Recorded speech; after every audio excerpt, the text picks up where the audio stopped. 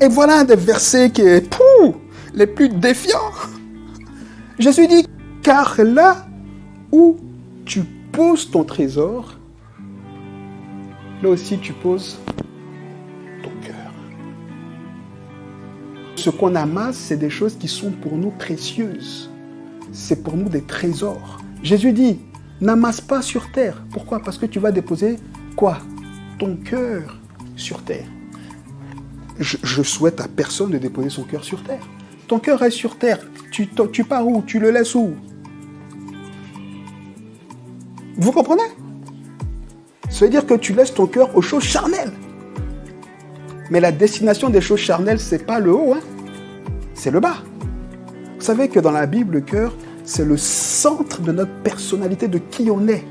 Donc quand Dieu dit que tu y mets ton cœur, c'est-à-dire que tu y mets toute ta vie, toute ton énergie. Dis-moi ce que tu veux. Dis-moi ce que tu veux. Mais là où tu entasses, c'est là-bas ton centre d'intérêt. C'est ce que Jésus dit. Et on peut se mentir comme on veut, mais on se manque à nous-mêmes. Parce que la vérité, c'est que là où on entasse, c'est là où est notre cœur. Jésus dit que où tu déposes ton cœur, là-bas, il y a ton Dieu. Jésus parle aux personnes qui sont en train d'entasser des biens. Il dit là où tu entasses tes biens, là où est ton cœur, parce que c'est un trésor. Ensuite, il dit, mais tout l'effort que tu fais, tu ne peux pas faire le même effort à part égale pour 2 maîtres. C'est pas possible. Nul ne peut servir 2 maîtres. C'est ce que Jésus dit. C'est pour ça que nous, les chrétiens, on ne croit pas dans la polygamie. Ça existait dans la Bible, mais toutes les personnes polygames dans la Bible ont eu des problèmes à cause de la polygamie. C'est parce que c'était dans leur culture, c'est pas parce que Dieu le voulait. Abraham était polygame, il y a eu des problèmes. Isaac et Ismaël, c'était un problème. Agar et Sarah, il y a eu des problèmes. David était polygame, il y a eu la destruction dans sa famille. On peut les citer tous. Tous les couples polygames dans la Bible sont des contre-exemples. Parce que je veux bien entendre ce qu'on dit. Je peux avoir autant d'argent pour entretenir 2 femmes, mais je ne peux pas aimer 2 femmes pareilles. C'est pas possible. C'est pas possible. Je ne peux pas prétendre que l'équilibre entre les deux, en fait, c'est pas possible. Pourquoi? Jésus dit parce que soit j'en haïrai une et j'aimerai l'autre, ou alors je m'attacherai à l'une pour mépriser l'autre. Mais avec Dieu, c'est la même chose.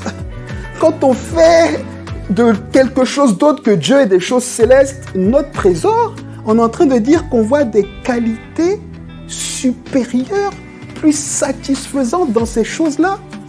Quand Dieu, c'est ce qu'il dit. Il dit, tu ne peux servir 2 maîtres à la fois, car ou tu haïras l'un et tu aimeras l'autre, et soit tu t'attacheras à l'un et tu mépriseras l'autre. Et il ajoute ensuite, tu ne peux pas servir Dieu et mammon. Mammon, l'argent. Parce que si tu aimes mammon, ça veut dire quoi? Tu vas basculer comme avec les 2 femmes. Quand ça va pas avec Dieu qui va pas assez vite, mammon, oh mais maman, et puis quand maman te déçoit, oh mais Dieu, oh Jésus, oh mais Jésus, oh mais maman, oh mais le travail, oh mais Jésus, oh mais ma famille, oh mais Dieu. Mais c'est clair ce que Jésus dit. Il dit, si tu me compares à quelqu'un d'autre, si tu me compares à quelque chose d'autre, et si tu aimes la chose un peu plus que moi, tu me méprises ou tu me hais.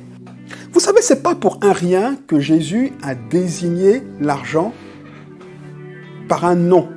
Jésus a personnifié l'argent. Quand il appelle mammon, c'est comme s'il désignait une personne. Mais en vérité, c'est un esprit, donc c'est une personne. Alors attention, ce n'est pas notre argent qui a un esprit, hein.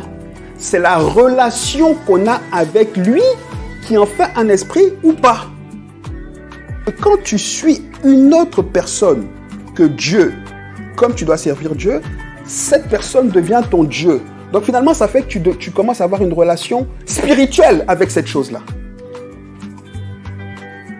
Et donc finalement, c'est un lien, un démon, même si on n'aime pas ce mot, qui commence gentiment à prendre le pouvoir sur notre vie.